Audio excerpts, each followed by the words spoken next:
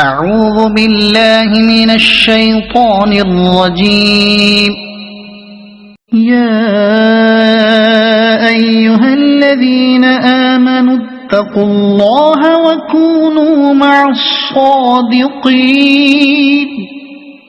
ما كان لأهل المدينة ومن حولهم من الأعراب أن يتخلفوا عن رسول الله ولا يرغبوا بأنفسهم عن نفسه، ذلك بأنهم لا يصيبهم ظمأ ولا نصب ولا مخمصة في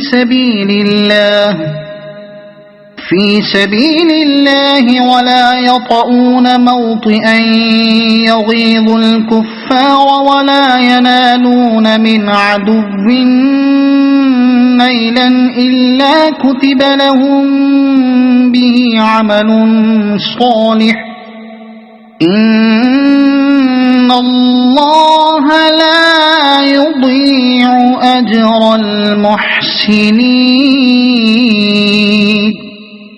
ولا ينفقون نفقة صغيرة ولا كبيرة ولا يقطعون واديا إلا كتب لهم ليجزيهم الله أحسن ما كانوا يعملون. وما كان المؤمنون لينفروا كافة، فلولا نفر من كل فرقة منهم طائفة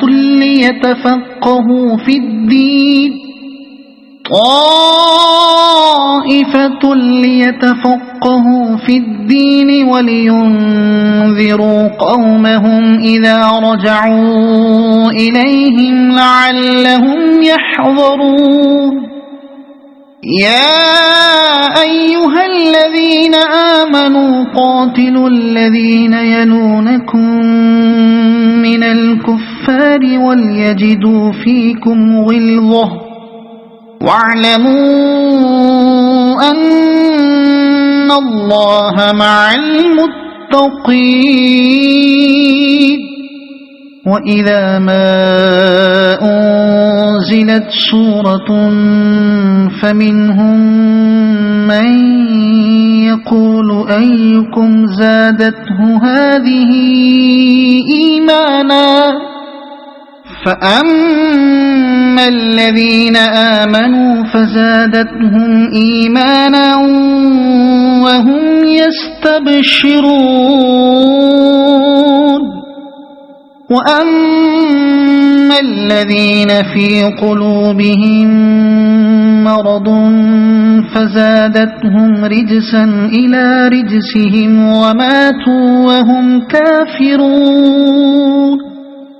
أولا يرون أنهم يفتنون في كل عام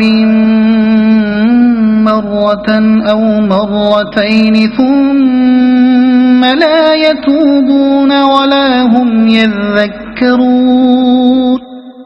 وإذا ما أنزلت سورة نظر بعضهم إلى بعض هل يراكم من أحد ثم انصرفوا صرف الله قلوبهم بأنهم قوم لا يفقهون. لقد جاءكم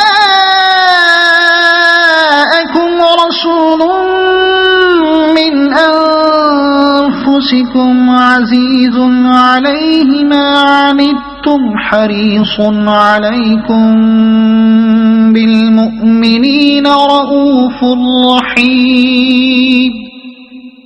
فإن تولوا فقل حسبي الله لا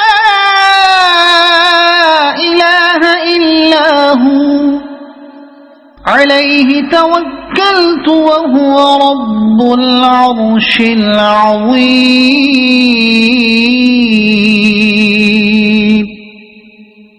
صدق الله العظيم.